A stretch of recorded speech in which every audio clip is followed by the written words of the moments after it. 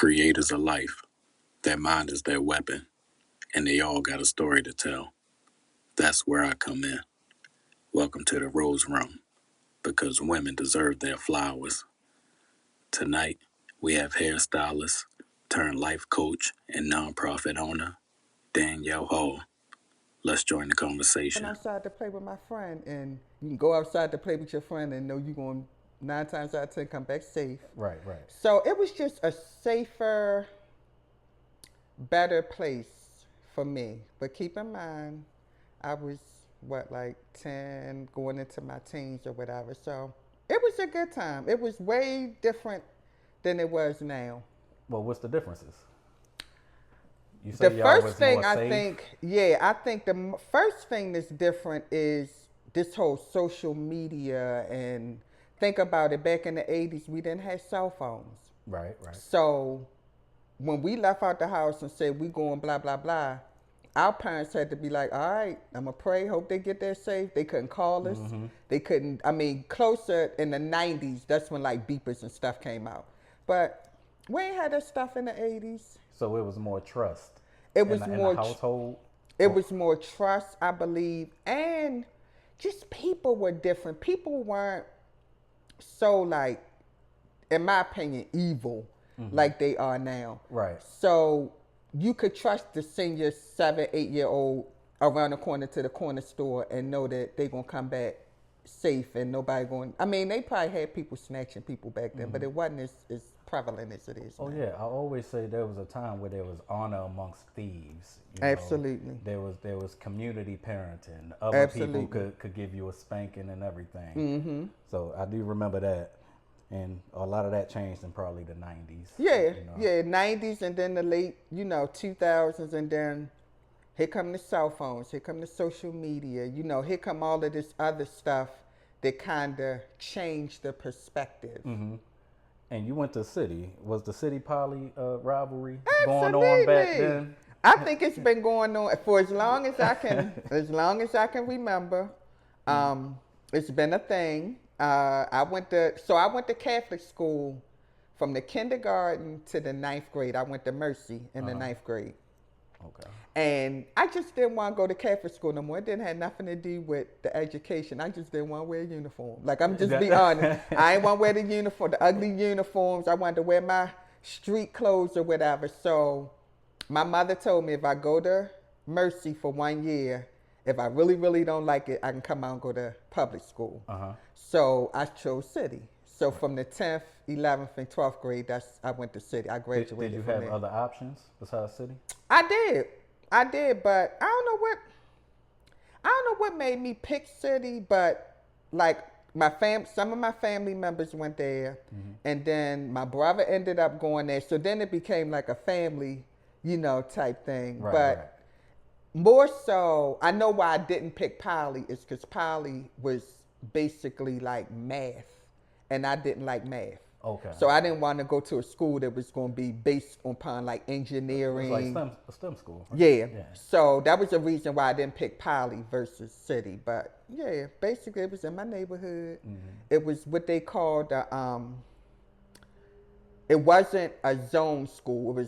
They call them citywide schools. So the zone schools is where all the kids go. Right, right. I didn't want to do that. City was like, okay, you gotta have a certain je ne quoi to go here. Like you gotta have your grades and stuff together. So that's kind of what made me pick City. So that sounds like you understood who you were when it came to picking your school, and also not wanting to go to the other school. Right. So what did you want to do when you grew up? I'm gonna be honest with you. I didn't really have like I want to be a fireman or I want to be a police officer. I wasn't like that. I know I always wanted to be an entrepreneur. Right. I always sold stuff. I always did entrepreneur type stuff. You knew what an entrepreneur was at that age? Kind of, sort of. Okay. I knew I wanted to work for myself. Mm-hmm. Now, the word entrepreneur might not have been like that big. Okay, but yeah, that's what I'm asking. Yeah, but I knew that I wanted to be like my own boss. Mm-hmm. So I did know that much. And another thing I did know is that I didn't really like school. So I didn't want to really go to college. I'm the same way. I hate Yeah, school. I like, put it like this, I like learning.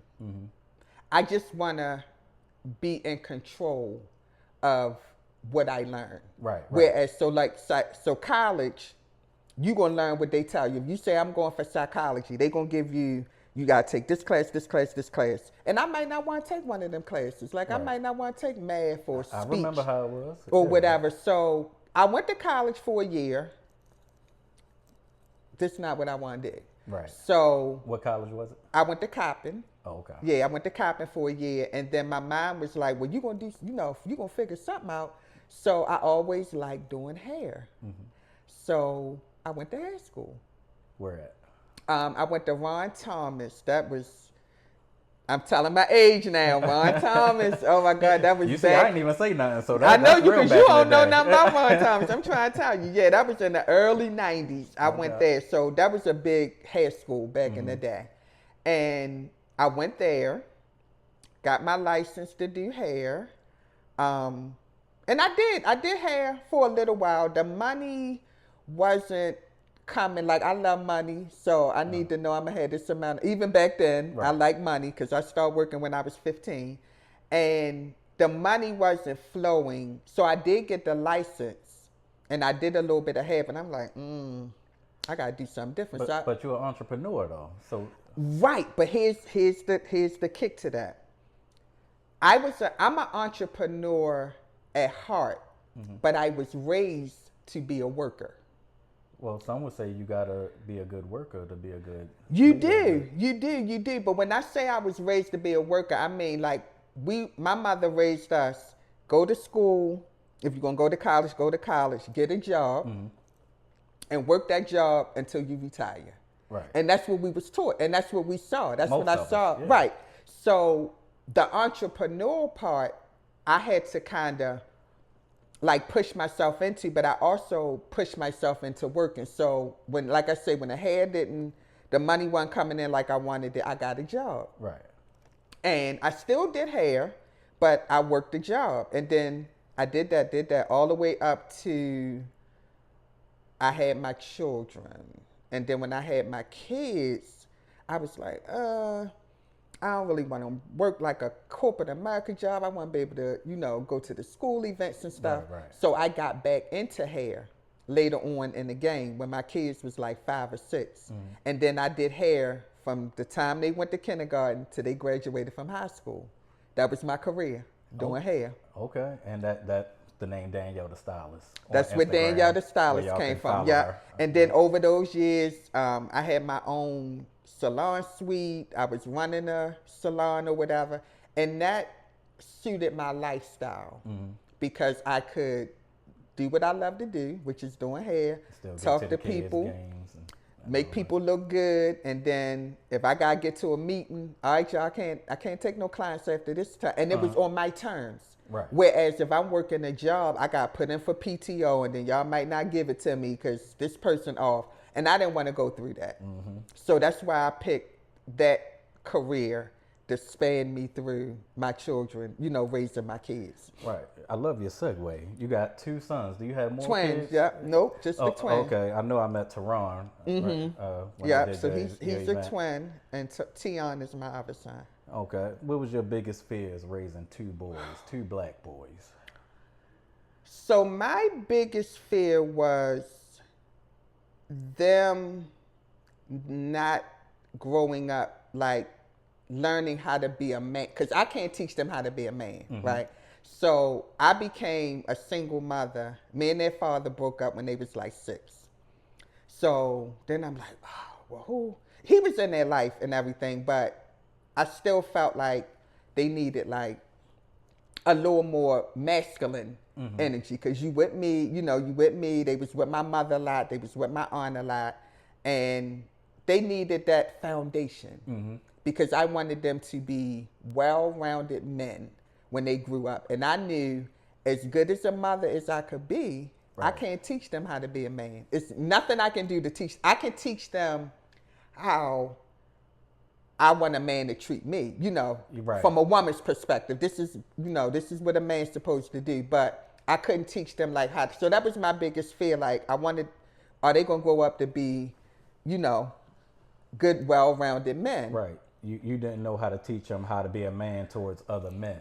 No, because you, as a woman, we can't do that. Right. Like, and we can be the best mothers in the whole wide world, but a woman can't say, "Oh, I taught my son how to be a man," because you didn't. We can't teach them how to be men. So what I did is I surrounded them by the type of men. Like my cousin, I have a cousin. It's like you reading my stuff. 'Cause I was about to ask about their male influences. Yeah, so I have a cousin, and I called him one day and I was like, "Hey, cuz, look, I need you to do me a favor. I need you to get with my sons and teach them what they, you know." And I had the same conversation with him. I can't teach them how to be a man.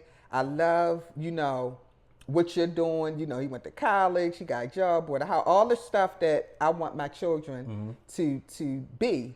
Right. And he did it. And he took them under his wing. He would pick them up, take them out, do certain things, and it worked, because my sons are 22 now, and I'm so proud of both of them. What's the greatest thing about each of them? So, and they're different. They're twins, but they're different. Of course. So, Teron, I love that we call him old man. He's very, very mature for his age. So, it's like he went to college. He graduated with his bachelor's in June. Now he's in graduate school. But I didn't have to do nothing. Like, from the paperwork to filling out for the scholarships and all that, he did all of that on his own. Right. And I like that he had that independence. So that's my part about him being very mature and independent. Tion is also very mature, but he's more laid back. So what I love about him is he's a go-getter. They both have entrepreneur spirits. Like, I taught both of them how to be entrepreneurs. So Teron, he was photographer, taking pictures. He's now the campus barber. Okay. He's a self-taught barber, so he cut hair. Tion is the DJ. So he wanted to learn how to be a DJ. So I got a friend of mine to teach him. So he's been DJing since he was 16. So that's his entrepreneurial role. Old school DJ? He got records, or he? No. He new school with the computer and the tap and all that. But he's real good. Yeah, and he's really good at it. So that's how they make their money. That's how they make. So they don't come to me for money. Like, they are so self-sufficient and they take care of themselves. And that's what I wanted. So I'm so proud of both of them. I'm proud of both of y'all too. Yeah. Your mother's cool too. You got a cool mother. Thank you. And speaking of mothers, your mother, Miss Joan, passed away 2015. The end of 2015. Well, yeah. So it's been 9 years. She had turned 70 that November, and she passed the end of December. Yeah, that was my girl. That's my girl. I miss her. Her birthday happens to be today. Okay. And I was, I woke up and I'm like, oh, it's my mother's birthday. I always be like in the mood. And I'm like, oh, do I really want to go do a podcast on my mother's birthday? And I did. I had to like talk myself. And I'm like, well, she would want you to continue on with your day and do what you needed to do. So absolutely. Happy birthday to Miss Joan. Happy birthday, mommy. 79. Rest in peace. And what are some of the similarities with you and her? Let's see. Well, first of all, I look like her. So we look alike. I would say the nurturer in me. I definitely got that from her. My heart, like, I have a big heart, so I love people. Like, if you with me, you with me, and if you with me, you gonna know that you with me, because that's how I show people, right? That I love them. So that's the similarities. The differences is I feel like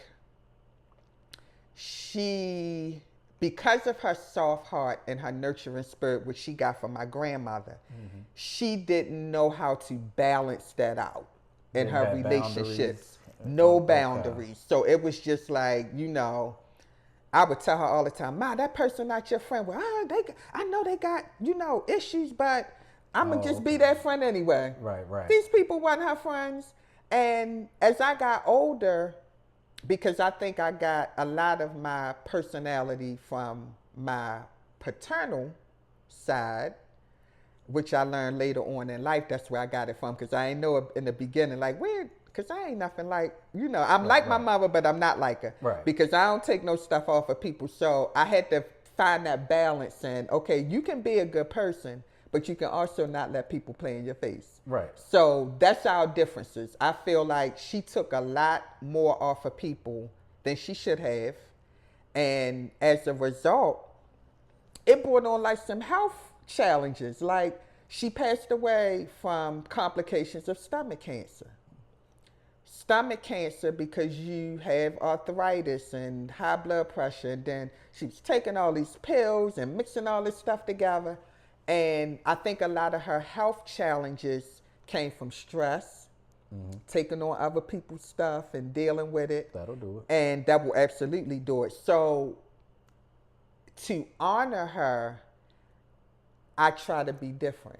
Not that how she was bad, because she was who she was supposed to be for herself. Right. But then I have to be who I'm supposed to be for myself. So I felt like I honor her by trying to take care of my body better, and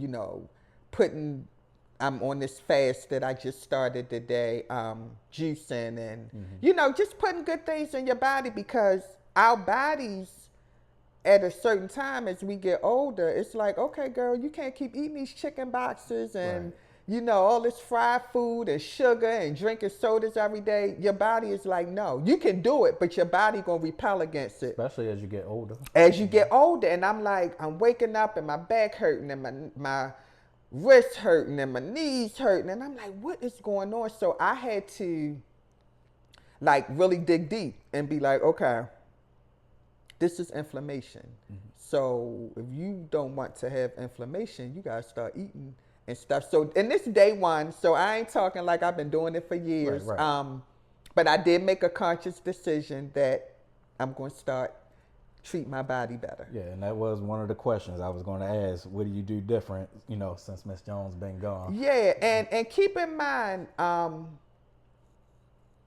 still, like I say, this is day one, so I had some fried chicken the other day, like stuff like that. So A chicken box? I had a whole chicken box the other where? day. This place, where was that at? On Bel Air Road, Grandma something on Bel Air Road. And it was good. And I knew the other day that the first I was going to stop doing all this stuff. So I was, get my last little fix of stuff. Okay. But I feel like looking back on, because I took care of my mother while she was sick. So I got to see all the pills she was taking and, stuff like that. And I just made a decision. I was like, this is what gave you what you got, taking all these pills. If I don't do something different, I'm going to be right here. So I still did certain things, and then I didn't do certain things, but it's like a process. It's like your body gotta say enough is enough. You 52, about to be 53, and you gotta cut out some of that stuff you doing, man. Right. And I have to listen to my body. So now I'm listening to it. Yeah. So did you do therapy, or is there books and all the other things you do? Your therapy? I did all of it. I did therapy, read books, wrote books. What was the first book you wrote? So my first book is called Love, Lust, and Redemption, and that's like in the novel form. So it's a story. Okay, and that was after Miss Jones? I actually wrote that 2013, 14, so like a year or so before she passed. I wrote that book because she was at my book signing and she wasn't like sick or nothing. So it was probably like 2 years before she passed. I wrote that book. And I just English was always my favorite subject. I used to journal like crazy when I was a teenager. Lord, if somebody found them journals, the stuff I used to write. But I always liked to write. So I came to a point where I'm like, I could write a book. And then one day I just pulled out my computer and just started typing. And the next thing you know, I had completed a book. Yeah, language arts was my favorite subject in school too. So it comes full circle. I started doing music, started writing. Okay. And now I'm an old rapper. Right, right. You ain't that old yet, Forrest. But Well, yeah. I don't look it. At all. And But yeah, that was your vision. So that's how your writing turned into music, and my writing turned into books. absolutely. The Phoenix House, that's your nonprofit. The Phoenix House is my nonprofit. Go give us the pitch. What's the commercial? So let me tell you about how I came up with the concept of the Phoenix House. So I was working this job. After I finished doing hair, I stopped doing hair. Well, I didn't stop, but I left the salon. And I'm like, okay, what's next? What's next? What I want to do next? So to get the bills and stuff paid, I took this work from home job. And I'm working this job, and I'm sitting at this computer, and these old people is cussing me out, and I'm working for a healthcare What year was provider. This was 2022. Okay. 2021, 2022. And I'm like, this ain't it right here. Like sitting in front of this computer all day getting cussed. Like this ain't it for me. I gotta pay the bills. I get it. So I was sitting there one day just like thinking, and I was like, maybe it's time to start your own business outside of hair. Right. And I've always liked helping people, and people listen to me. Like, they like my advice. I help people. So I'm like, I want to help, I want to help other women. So then I was talking to a friend of mine.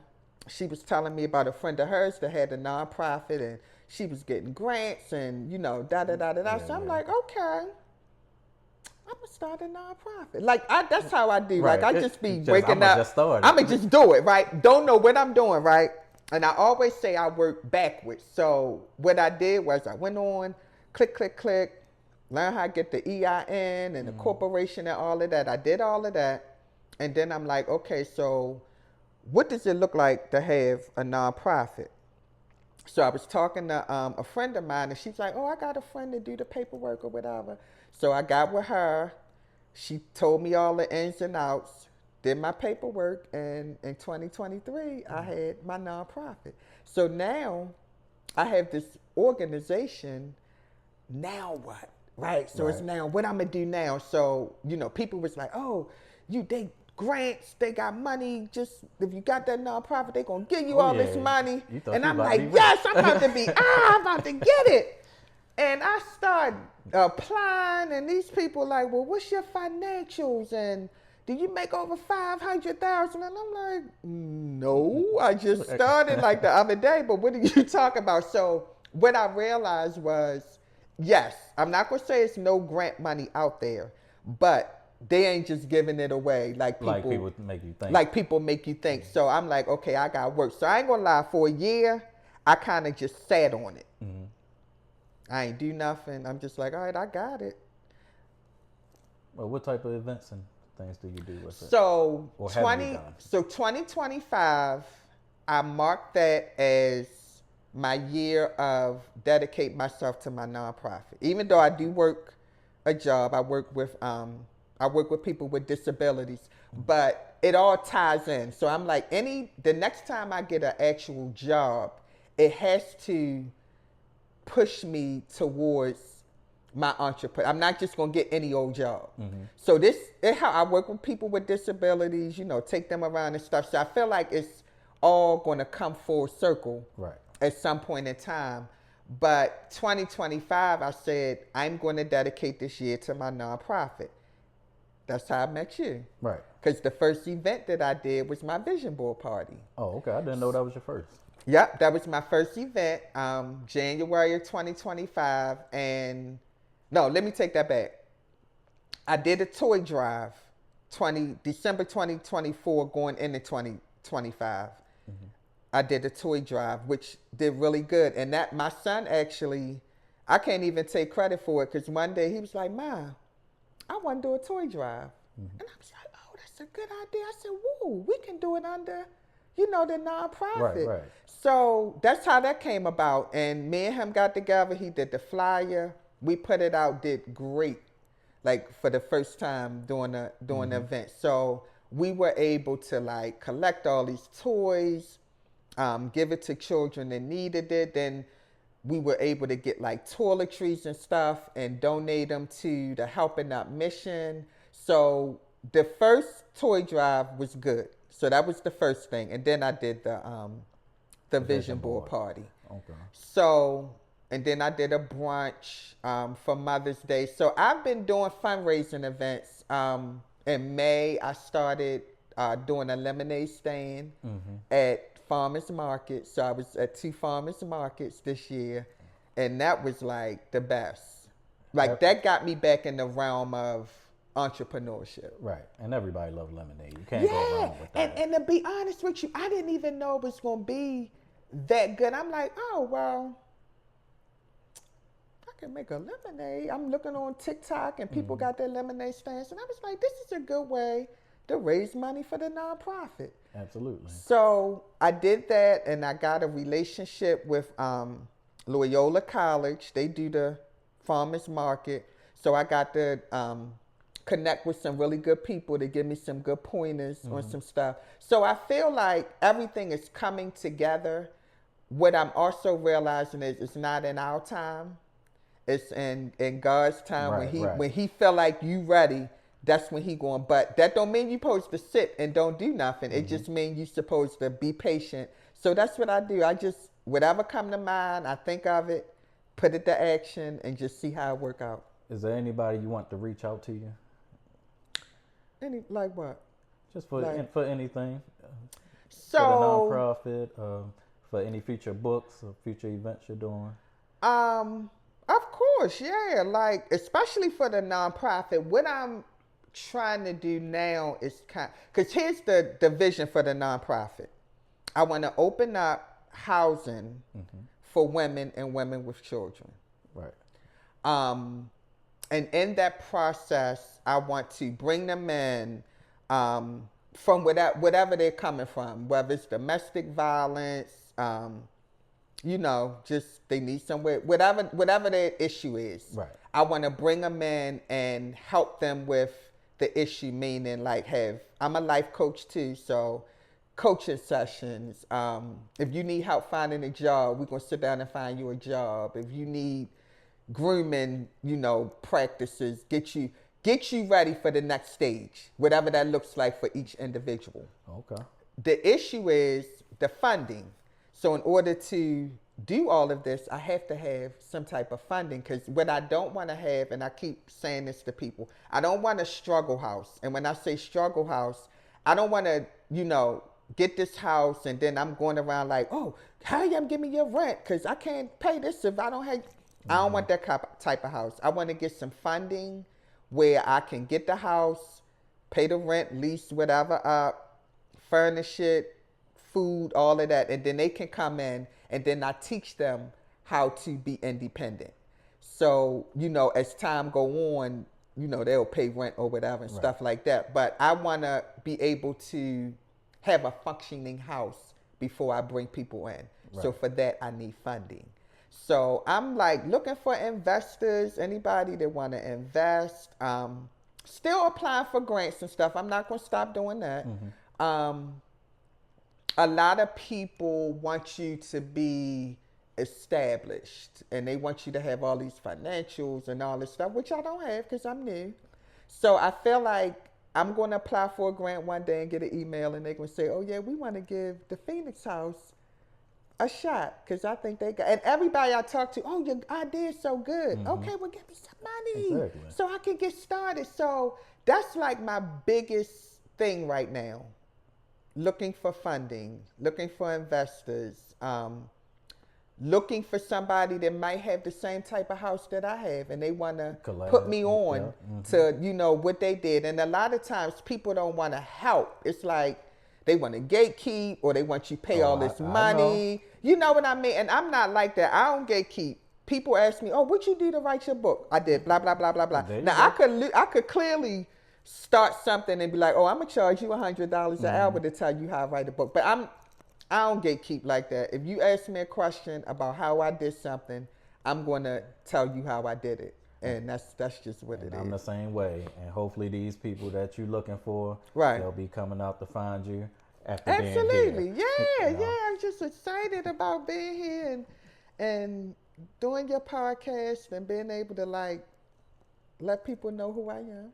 I appreciate you. Well, look at the camera and give the people some last words, uh, straight from Danielle Hall. All right. Well, I'm Danielle. I can be reached. My email address is the Phoenix House at daniellejhall.com. My website is thephoenixhouseincorporated.org. Uh, you can reach me. I'm on Instagram, TikTok, Facebook. Facebook is Danielle J. Hall. TikTok is Coach Danielle 518. And Instagram is the Phoenix House 73. So you can find me on any of those platforms. You deserve your flowers. Thank you. I appreciate